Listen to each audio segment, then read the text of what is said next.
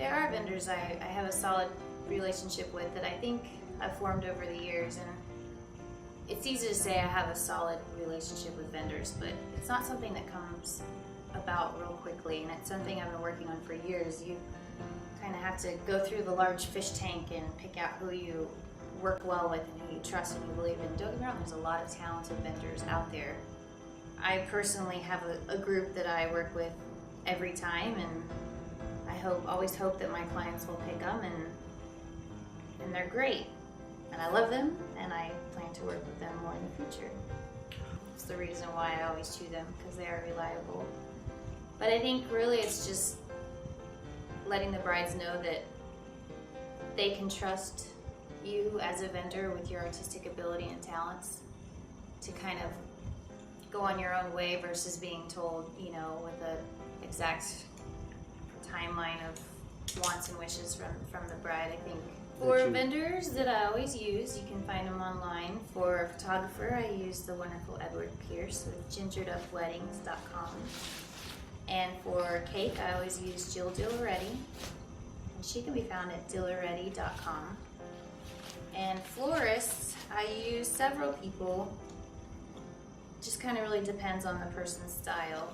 Visual Lyrics has always been very, very great, and they're very talented. And Austin Shindig recently dove into floral design. In high school, I took a few floral design classes with never really the thought that I would find it as a hobby or a career for myself. But I started doing it to save my brides money. I think in all the weddings I've coordinated or planned or been involved with, I learned the most from my own wedding. Hey, big guy. I think there's a few things in a wedding that you don't want to skip on, and it's the things that are going to last forever. And obviously it's your pictures. I think finding a photographer that you not only like their style, but you know that you can relate to, because then that photographer is going to capture the moments that you're going to want to look at 20 years down the road.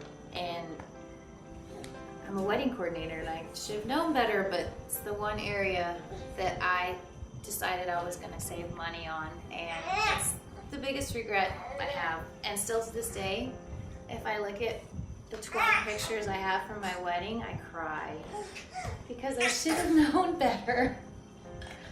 So that's really big. Don't skimp on your photographer. Pick someone good, pick someone talented, someone that you trust, because that's the only thing that you have from your wedding that's gonna last a lifetime, other than your husband, of course. And I'm a wedding coordinator, and I should have known better.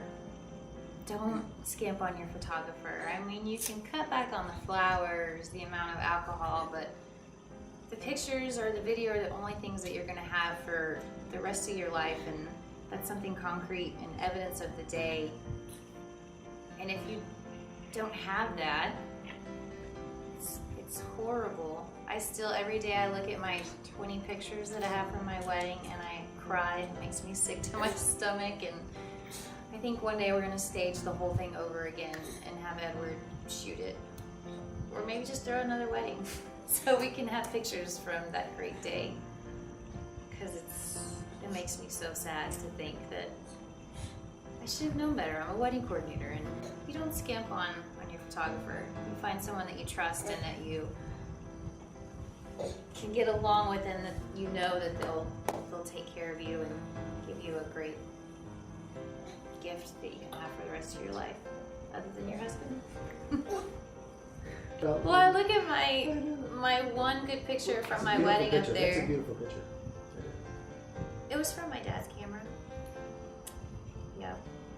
So I am getting a little teary-eyed. It's just so sickening to think that those memories from that day are kind of not on paper. But my uncle took some good pictures too, so. If I choose pictures from all my friends and everything, we got like a few that are good. So not to dwell on the fact that I'm a good photographer.